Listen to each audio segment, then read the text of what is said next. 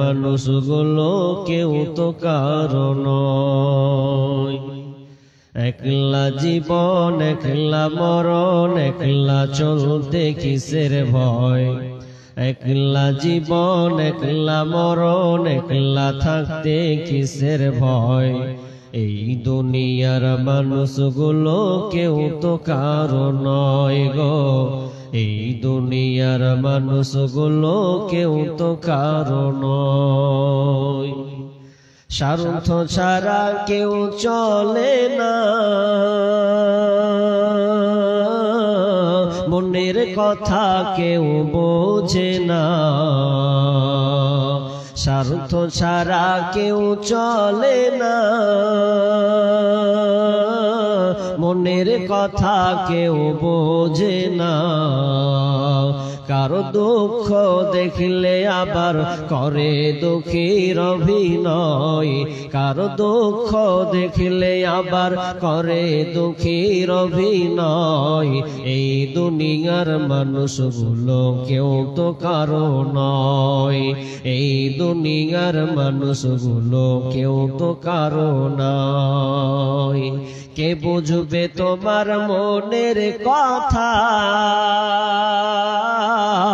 মুছে দেবে সকল ব্যথা। যে বুঝবে তোমার মনের কথা, মুছে দেবে সকল ব্যথা। সে আল্লাহর সাথে বলো কথা, থাকবে না কোনো ভয়। সে আল্লাহর সাথে বলো কথা, থাকবে না কোনো ভয়। এই দুনিয়ার মানুষগুলো কেউ তো কারো নয়। এই দুনিয়ার মানুষগুলো কেউ তো কারো নয়। একলা জীবন একলা মরণ, একলা চলতে কিসের ভয়।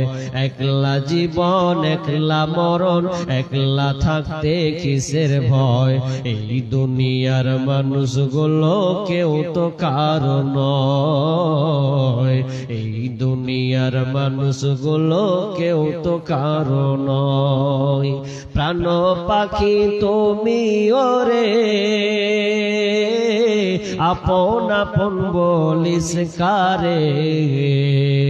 প্রাণ পাখি তুমি ওরে, আপন আপন বলিস কারে। মরার পরে রাখবে গোরে, ভুলে যাবে দুদিন পর। মরার পরে রাখবে তোরে, ভুলে যাবে দুদিন পর। এই দুনিয়ার মানুষগুলো কেউ তো কারো নয়। এই দুনিয়ার মানুষগুলো কেউ তো কারো নয়। একলা জীবন একলা মরণ, একলা জীবন একলা মরণ, একলা চলতে কিসের ভয়। একলা জীবন একলা মরণ, একলা থাকতে কিসের ভয়। এই দুনিয়ার মানুষগুলো কেউ তো কারো নয়। এই দুনিয়ার মানুষগুলো কেউ তো কারো নয়। উপস্থিত সম্মানীয় সুযোগ্য আজকের এই চলমান জলসার স্বনামধন্য সভাপতি, মঞ্চ উপবিষ্ট আকাশের সাদৃশ্য আলেম ওলামাবৃন্দ, আমার সম্মুখে বসে থাকা দিনদার ইমানদার মুমিন ভাই সকল, এবং পর্দার অন্তরালের সম্মানিতা মা ও বোনেরা, প্রথমে সেই মহান মুনিবের দরবারে প্রশংসা জ্ঞাপন করি যে মহান মুনিব আমাদেরকে এই গুরুত্বপূর্ণ মাস, বরকতময় মাসে একটি গুরুত্বপূর্ণ এবং লাইলাতুল কদরে এই যে একটা রাত আসছে, তো এক গুরুত্বপূর্ণ একটা সময় আমরা বসেছি, আল্লাহ আমাদের কবুল করেছেন। এই জন্য আল্লাহ সুবহানাহু ওয়া তাআলার শুকরিয়া আদায় করি, বলি আলহামদুলিল্লাহ। অতঃপর শান্তি বর্ষিত হোক সকল নবীদের উপর, বিশেষ করে আমাদের শেষ নবী জনাবে মুহাম্মদুর রাসূলুল্লাহ, আমরা সকলে বলি সাল্লাল্লাহু আলাইহি ওয়াসাল্লাম। আমি বেশি লম্বা আলোচনা করব না, শরীর পারমিট করে না।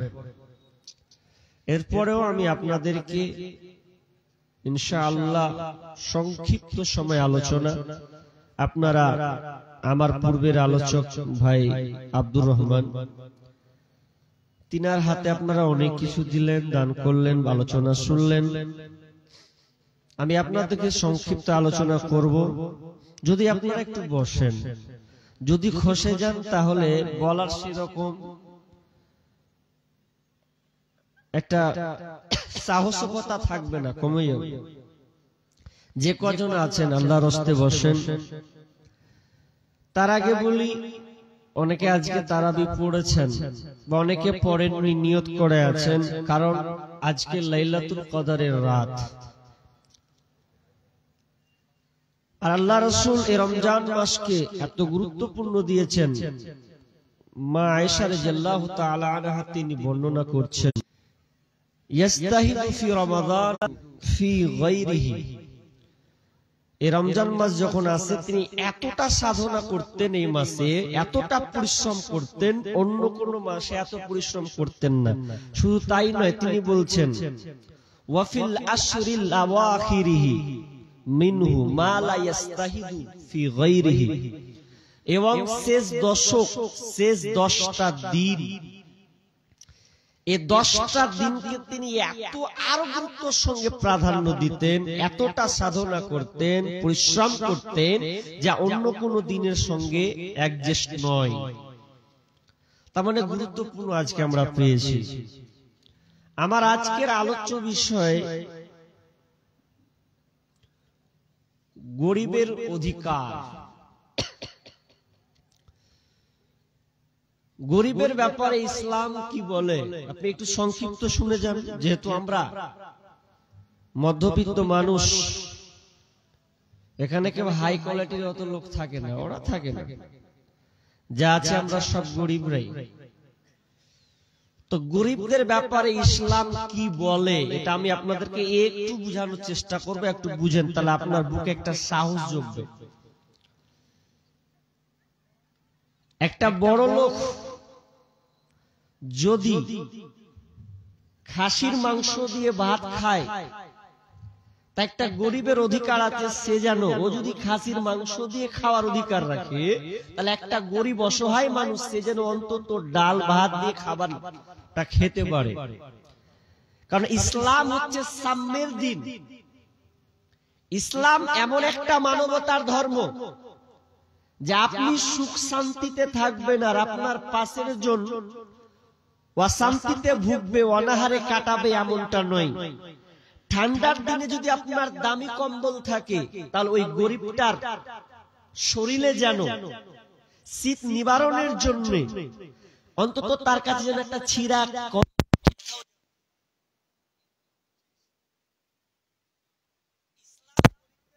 যত বলেছে, আমি বিস্তারিত বলবো না আজকে, সংক্ষেপ। আপনি অবাক হয়ে যাবেন, ইসলাম গরিবদের ব্যাপারে এত তার অধিকার দিয়েছে। আপনি যদি একটা একটা করে তার পঙ্খানু আপনি বুঝানোর চেষ্টা করবেন, আপনি শেষ করতে পারবেন না। কিন্তু আমরা একটাও ভালোভাবে দেওয়ার চেষ্টা করি না। এই জন্য আজকে উল্টে গেছে। প্রকৃত গরিব কারা এখন পর্যন্ত আমরা চিনতে পারিনি, ওই জন্য ঝামেলা সৃষ্টি হচ্ছে। তার আগে আমি আপনাদের সামনে একটা আয়াত পড়েছি, আয়াতটা পড়বো, তারপরে একটা একটা করে আলোচনা করব।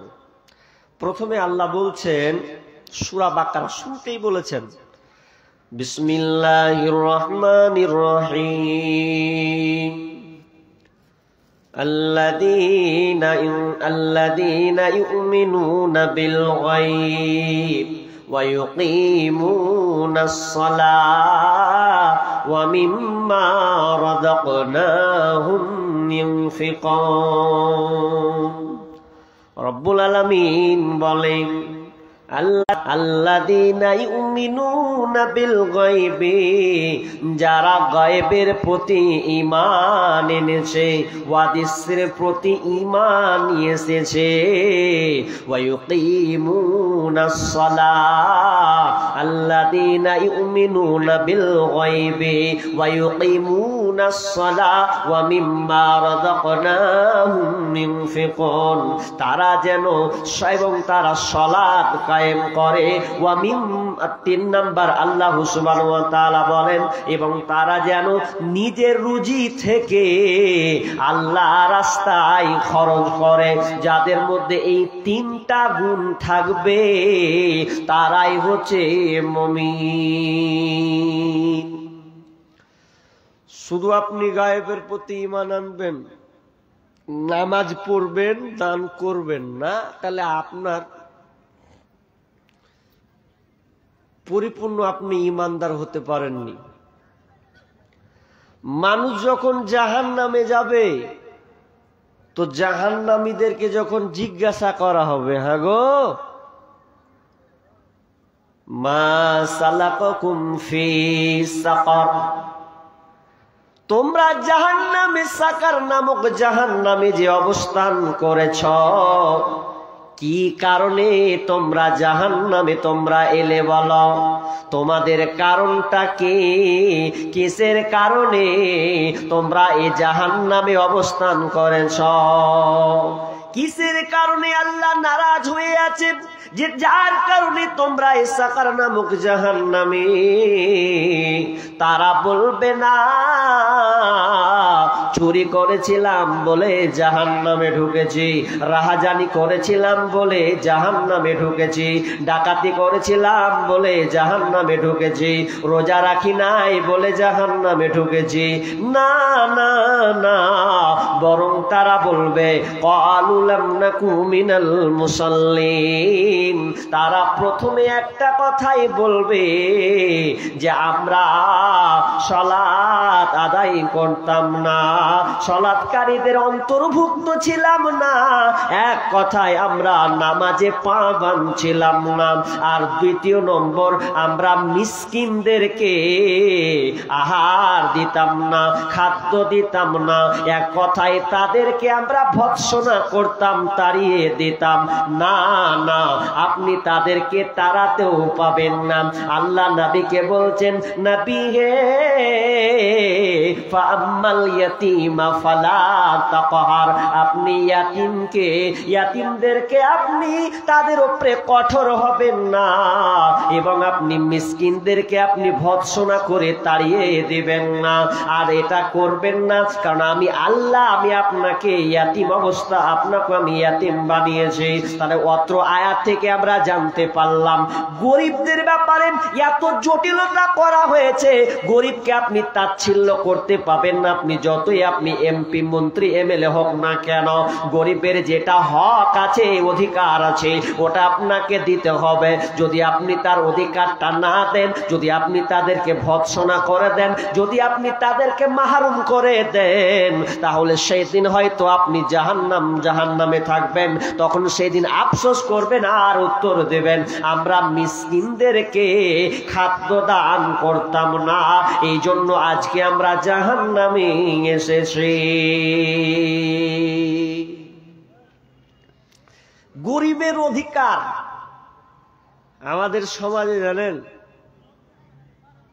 মানুষ সব সময় খালি নেতার কথা বলে, নেতা সব লুটে নিলেবে, কিছু দিলে না।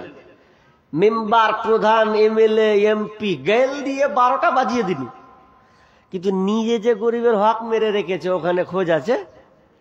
মেম্বার প্রধানকে বাদ দাও, আগে নিজের জায়গায় দেখো আপনি গরিবের কি হক রেখেছেন। আপনাকে একটা একটা করে বলো, বিস্তারিত বলছি না।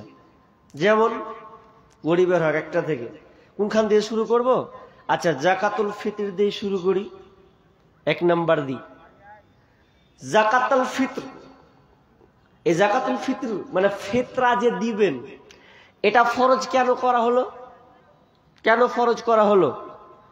ইবনে আব্বাস থেকে হাদিসটি বর্ণনা করছেন, জাকাতের এই ফিতরাটা কেন ফরজ করা হয়েছে? 2টা কারণে। ওয়াসিলতা বেহায়াপনা যদি আপনার রোজা রাখতে রাখতে হয়ে যায়, আপনার মধ্যে যদি অশ্লীল কার্যকলাপ যদি হয়ে যায়, ওয়াসার বাক্যলাপ যদি হয়ে যায়, তাহলে আপনার এই রোজাটাকে পবিত্র করার জন্য এই জাকাতুল ফিতর আপনার কিনা ফরজ করা হয়েছে। নাম্বার 2, ওয়াতুমাতাল লিল মাসাকিন, এবং এবং মিসকিনের খাদ্য অধ্যয়ন, অর্থাৎ আপনি মিসকিনকে খাবার দিবেন। এই দুইটা কারণে এই যাকাতুল ফিতর ফরজ করা হয়েছে। দুইটা কারণ পেলাম। আমি ভেজাল লাগা কথা বলতে পছন্দ করি না, আর আমার যোগ্যতাও অতটা নেই। তবে আপনাকে যে হাদিসটা আছে ওটা আপনাকে বলছি, ভালো করে শুনেন। যারা ফিতরা দিবেন, এখন আপনি টাকা দিবেন না আপনি খাদ্য দিবেন, এখানকার ভালো জায়গা হচ্ছে মাদ্রাসা। ফতোয়া নিয়ে নেবেন ভালো করে। তবে কথাটা হচ্ছে, আল্লাহ আপনাকে বিবেক বুদ্ধি দিয়েছেন, আপনি চিন্তা করবেন, কারণ আপনি যখন নিজের হাতে দিচ্ছেন। তবে একটা হাদিস আপনাকে বলবো, এটার উপরে আমল করতে হবে। যেই হোক, আমাকে ভালো বলেন আর খারাপ বলেন, আমরা কিন্তু হাদিসের উল্টোটা করছি বর্তমানে। এর জন্য প্রকৃত মিসকিনের হক আমরা মেরে দিছি। মারছি না? হাদিস বলি চলেন। হাদিসটি বিশ্বনবী বলছেন, আমার আবি যাকাতুল ফিতরি, তিনি আমাদের আল্লাহ রাসূল নির্দেশ দিয়েছেন, আদেশ করেছেন, বিযাকাতুল ফিতরি ক্বাবলাল খুরুজিন নাসি ইলা সালাহ। যখন আল্লাহ রাসূল বলছেন, আদেশ করেছেন, নামাজের পূর্বে, ঈদের নামাজের পূর্বে তোমরা যাকাত ফিতরাটা যেটা আছে তোমরা আদায় করে দাও। ঈদের মাঠের যাওয়ার আগে আগে গরিবদেরকে তুমি পৌঁছে দাও, যাদের হক তাদেরকে দাও। কারণটা কেন? এখানে অধিকারের কথা কিন্তু আছে, মিসকিনদের কথা কেন এখানে বলা হয়েছে? মিসকিনরা সেই দিন যেন তারাও আপনার সঙ্গে যেন আনন্দ উল্লাসে মেতে যায়, সেদিন যেন তাদেরকে দাঁড়ে দাঁড়ে ঘুরে বেড়াতে না হয়, সেদিন যেন হাত পাততে না হয়, তারাও যেন আপনার সাথে সামিল হয়ে তারাও যেন নিজের ঈদটাকে উদযাপন যেন করতে পারে, আনন্দ উল্লাস করতে পারে, তার বাড়িতে যেন উনুন হাঁড়িটা যেন জ্বলে। এই জন্য প্রত্যেকটা ব্যক্তিকে খেয়াল রাখতে হবে। বিশ্বনবী বলছেন যে তোমরা যারা যাকাত দাও তারা ঈদের মাঠে যাওয়ার আগে আগে গরিবদের পৌঁছে দাও। আমরা কি করছি? সর্দারকে দিয়ে দিয়েছি, সর্দার বুঝে নেবে নাকি? সর্দারকে দিয়েছি, সর্দার বুঝে নেবে। গত তরশুদিনকে এক সর্দারের সঙ্গে গল্প করছি, গল্প করতে করতে করতে আমি বললাম যে দাদা কি করেছেন এবার? যে দুটা নিয়ম করেছি। কি করেছেন? যে যার মনে হয় চাল দেবে, যার মনে হয় টাকা দেবে। ভালো করেছেন, যাক একটা ভালো। যে চাল দিবে তো আবার আবার বলে দিয়েছে চাল আমি বইতে পারবো না, যে চাল দিবি সে দিয়ে দিবি।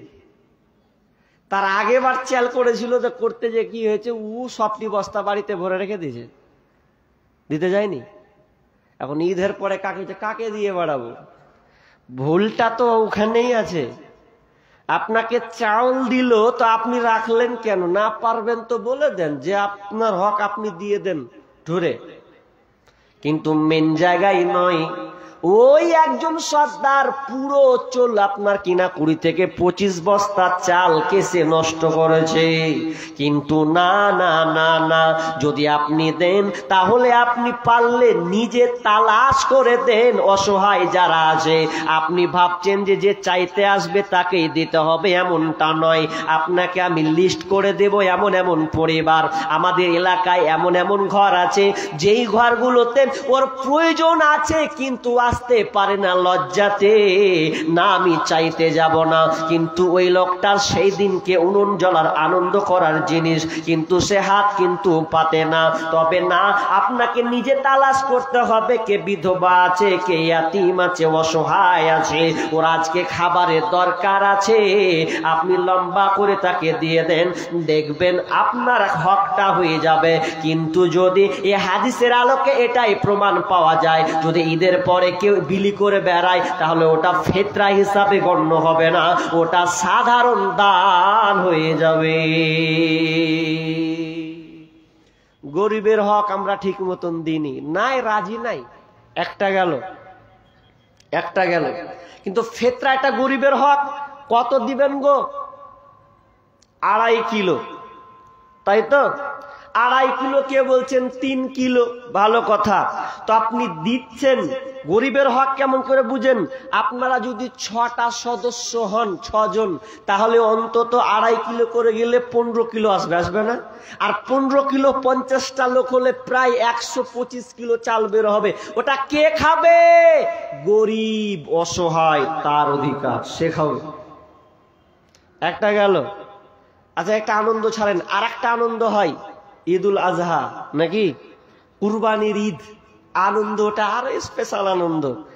ওই আনন্দ, ওইখানে গরিবের হক আছে, আল্লাহ তাআলা একটা একটা করে সাজিয়ে দিয়েছেন, আপনি অবাক হয়ে যাবেন।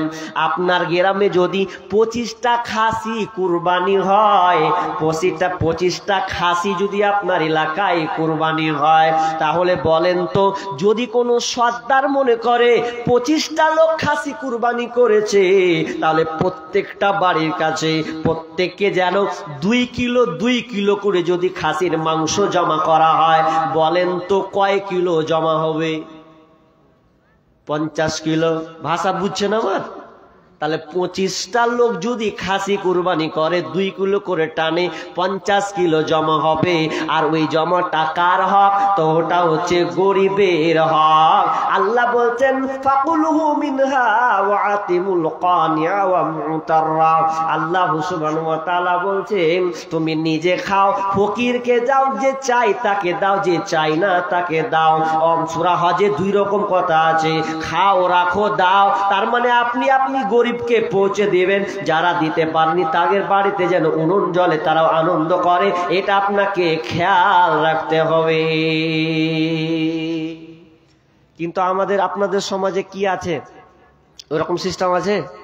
নেই না? বলে 1 ভাগ 3 ভাগ করে 1 ভাগ দেয়, এরকম নাকি? এখন নেই, ছিল, উঠে গেছে। এখন আমাদের ওদিকে হয়ে গেছে 2 কিলো করে দিয়ে দাও, সর্দারের কাছে যাবে, সর্দার ভাগ বিলি বন্টন করে দিবে, এরপরে নিজে যেটি থাকবে আত্মীয় স্বজনকে দিবে, ভাগ খাবে, রাখবে, খাবে।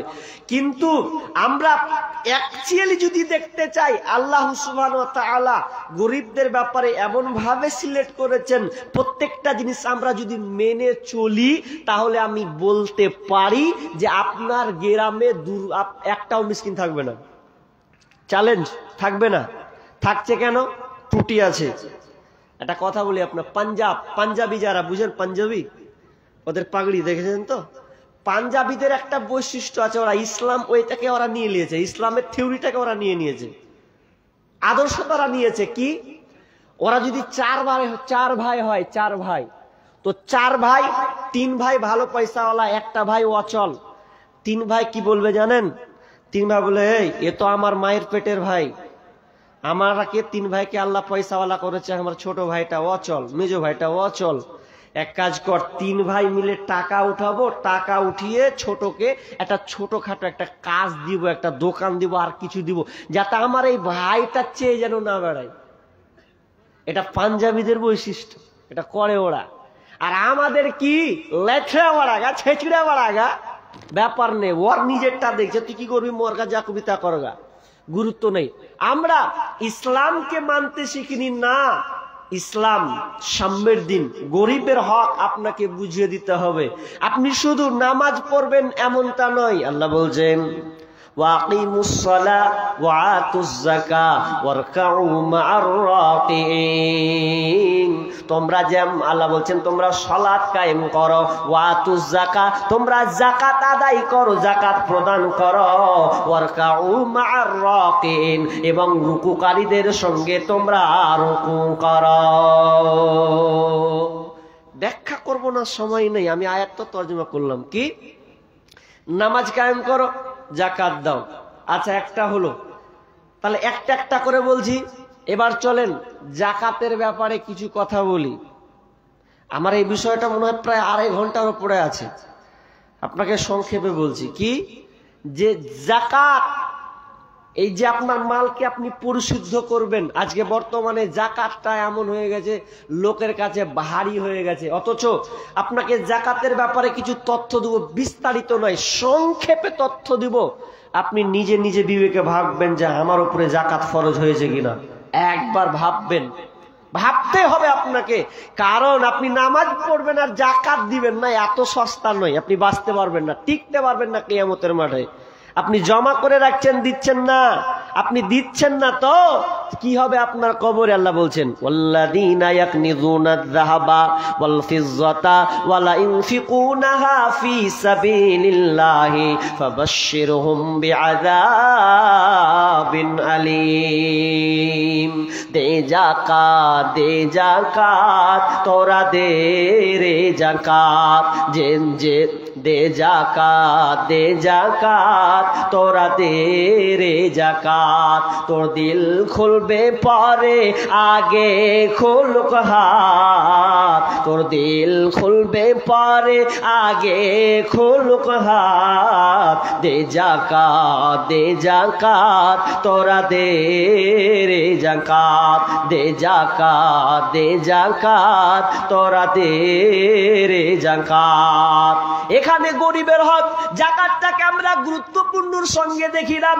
যখন আল্লাহ রাসূল যখন ইন্তেকাল করেন, যখন মারা যায়, মারা যাওয়ার পরে কয়েকটা ঝামেলা সৃষ্টি হয়েছিল, তার মধ্যে যাকাতটা একটা ঝামেলা সৃষ্টি হয়েছিল।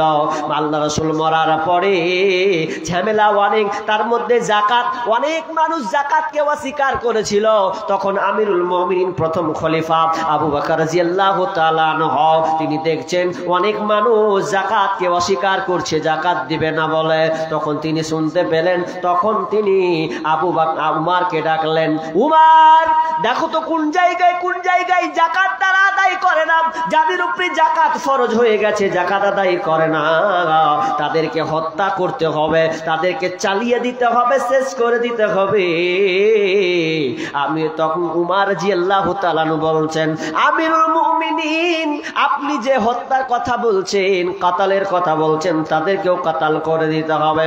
আপনি কথাটা একটু ভাবুন তো, তারাও কিন্তু নামাজ পড়ে, তারাও কিন্তু আল্লাহকে ভয় করে, তাহলে ওদেরকে আপনি কেমন করে কাতাল করবেন? আবু বকর বলছেন, যখন বিশ্বনবী বেঁচে ছিলেন তখন তো তুমি বাঘের মতন দেখতে লাগতো তোমাকে, এখন তুমি হয়ে গেছো সাপনা গরুর মতন, যেন তোমার হয়ে গেছে ভেড়ার মতন।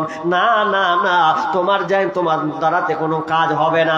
আলী যাও, যারা যাকাতকে অস্বীকার করেছে, যাকাত দেয় না, তাদেরকে একটা একটা করে সাঁই করে চালিয়ে দাও, একটা করে টিকানো যাবে না। যখন এলান করে দেওয়া হলো, ঘোষণা করে দেওয়া হলো, কেউ বাঁচবে না, সবাই ভয়ে ভয়ে ভয়ে ভয়ে, না না না আমরা ভুল করেছি, না এটা আমরা অন্যায় করেছি, তখন তারা নিজের যাকাত, নিজের সম্পদ থেকে, নিজের অর্থ থেকে তারা যাকাত বের করতে লাগলে। মুসলমান হলেও কিছু সাই করে চালিয়ে দেওয়া রাখা যাবে না, কিন্তু আমরা যাকাত দিচ্ছি না। যাকাতের মাসলা মৌলভী সাহেব আপনাদের বলেনি? বলেছে, গুরুত্ব নাই। কেমন, কত পরিমাণ হলে আপনাকে যাকাত দিতে হবে, কত পরিমাণ জানা আছে তো? আপনাদের জানা আছে, কিন্তু মৌলভীরা বলছে, আপনি বের করেছেন এদিকে। অথচ মিনিমাম, ভালো করে শুনেন, দুটা জিনিস আপনাকে বলছি। যদি সোনা আপনার কিনা 7.5 ভরি হয়, স্বর্ণ সোনা, আর রূপা চাঁদি যদি 52 তোলা হয়, মিনিমাম 595 গ্রাম, তো সে আগেকার সময় সোনা এবং চাঁদি একই ভ্যালু, ওটা যা দাম এই চাঁদির তার দাম এক বরাবর, সমান সমান। এই জন্য মুহাদ্দিসিনে কেরাম প্রাধান্য দিয়েছেন, বেশি ভ্যালু করতে বলেছেন চাঁদি। 52.5 তোলা 595 গ্রাম। আচ্ছা 52.5 তোলা এখন বর্তমান দাম কত ভাই? কত হবে? 60,000 হবে তো নাকি মিনিমাম? তাহলে বর্তমান চলতি রেট যদি বলা হয়, তাহলে ধরে নিলাম 60,000। 52.5 তোলা একটা দাম 60,000।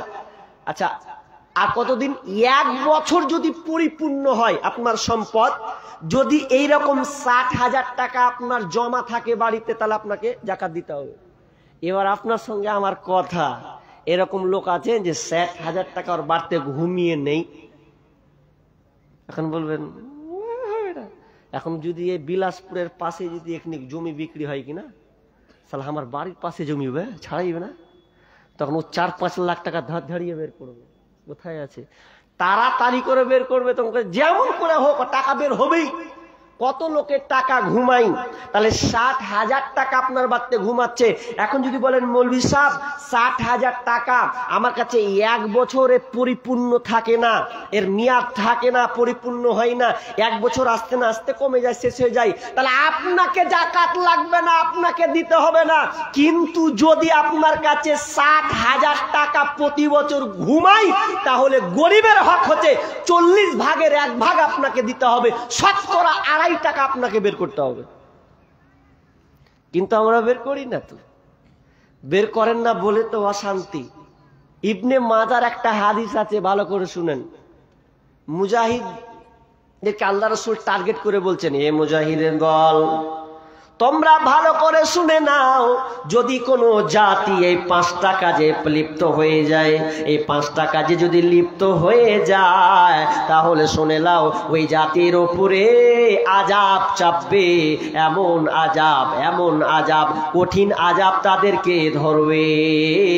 5টা পাপ মিলান তো দেখি বর্তমানে 5টা পাপ আছে কিনা। বিশ্বনবী 1 নাম্বার বলেছেন, যখন সমাজে অশ্লীলতা বেড়ে যাবে, বেহায়াপনা যখন প্রকাশ পাবে রে, তখন তোমরা জেনে নাও তোমাদের উপরে মহামারী আসবে। আল্লাহ তাআলা এমন রোগ দিবে, যেই রোগটা আপনি ইতিপূর্বে কোনোদিন বাপকালেও শুনেননি। আপনার 60 বছর বয়স, জীবনে রোগ নাম আপনি শুনেননি, ওই রোগটা হঠাৎ করে সামনে এসে পড়বে। কেন? বিশ্বনবী বলেছেন 1 নাম্বার আপনার যদি সমাজে দেখা যায় যে অশ্লীলতা আপনার ঘর সমাজ প্রত্যেকটা জায়গায় বৃদ্ধি পেয়েছে। হাজি, অশ্লীলতা আছে না নাই? অশ্লীলতা বুঝেন? অশ্লীলতা মানে বেহায়াপনা। এটা সহজ করে বলি আপনাকে, আপনার মেয়ে এখন ঢং ঢং ঢং ঢং করে ঘুরে বেড়ায়, মাথায় কাপড় ঠিক নাই, পর্দার গর্দান উড়িয়ে দিয়েছে, আপনি তো এক সাহস দিয়েছেন, ও আরো সাহস উড়িয়ে নিয়েছে। দ্বিতীয়ত আপনি আপনার মেয়েকে মোবাইল দিয়েছেন, বেটি, ভালোবাসা বেটি, তো প্যারা বেটি, লে পড়ছি যখন মোবাইল তো লাগবেই, আব্বা মোবাইল লাগবে, না হলে কাজ হচ্ছে না, বান্ধবীদের সঙ্গে লিঙ্ক হচ্ছে না, অনলাইন ক্লাসের সম্পর্ক থাকছে না, নোট লাগবে, মোবাইল দিয়েছেন, তার মানে আপনার মেয়েকে আপনি বেহায়াপনার সুযোগ করে দিলেন। কথাটা বারবার বলি, আজকে এখানে বলি। একজন দার্শনিক পোস্ট করছেন, লিখছেন, রাইটার, তিনি ফেসবুকে পোস্ট করেছেন, বলছেন কোন বাপ কোন মা যদি মেয়েকে মোবাইল দিয়ে দেয় বিয়ের আগেই, স্কুল লাইফে কোন মা যদি মেয়েকে মোবাইল দেয়, তাহলে জেনে নিতে হবে ওই মা ওই বাপ মেয়ের জন্য পরপুরুষের জায়গা করে দিল। কথাটা খুব দামি, আপনি কোন মনে লিখেন আমি জানি না, কিন্তু আমি বাস্তবতা যা দেখছি ওটাই। কোন বাপ মা যদি মেয়েকে মোবাইল দিয়ে দেয়, তাহলে জেনে নাও যে ওই বাপ মা ওই মেয়েটার জন্য পরপুরুষের জায়গা করে দিল। আপনি বলেন আমার মেয়ে ভালো, তো বাড়ি থেকে বের হয় না, তো ঘরের ভেতরে পরপুরুষের জায়গা হবে। আপনার মেয়েটা যখন মোবাইল ব্যবহার করবে, ও তো ফেসবুক চালায়, ইউটিউব চালায়, টিকটক দেখে, আর কিছু দেখে, ওখান থেকে পরপুরুষকে দেখে না, ছবি আসে না, কত ছবি আসে তার ঠিক নাই। তো আপনি ওই মেয়েকে আপনি রুখতে পারবেন না, পারবেন না। এই মোবাইলে এত বড় ক্যান্সার, এবছর আবার একটা গাছ লিখেছি, এবছর, এটা তো কদিন হলো, বেশি দিন হয়নি। তো এইটা এমন একটা ভাইরাল হয়ে গেছে, মানে ভাইরাসে পরিণত হয়েছে, আপনি বিবিকেও ঠেকাতে পারবেন না। আপনি বিবির উপরে ভরসা করছেন, মোবাইল যদি দিয়ে ওকে ছেড়ে দেন ওপেন, যদি আপনি গুরুত্ব না দেন, তাহলে ওই স্ত্রীও পাল্টে যাবে, আপনি বুঝতে পারবেন না। পরে আপনি বুঝবেন যে আমি কত বড় অপরাধ করলাম। এই আবার কেমন যুগ আইল রে, ঈমান কে খাইল, এই আবার কেমন যুগ আইল। যুবক যুবতীর মোবাইলে চলছে শুধু হেল্লা, এই আবার কেমন যুগ আইল রে, ঈমান কে খাইল, এই আবার কেমন যুগ আইল। রং নাম্বারে ফোন করিল রিসিভ করিল মেয়ে প্রথম লগ্নে প্রেম কাহিনী উঠালো জমিয়ে আর দ্বিতীয় লগনে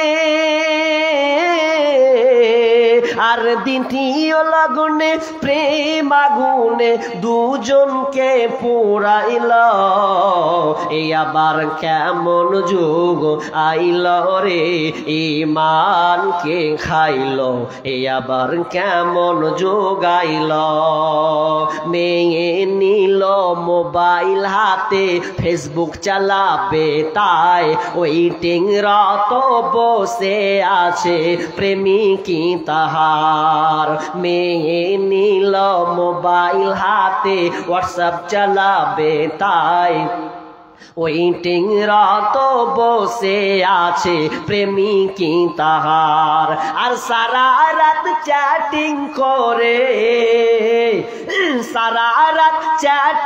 করে দুজনকে পুরা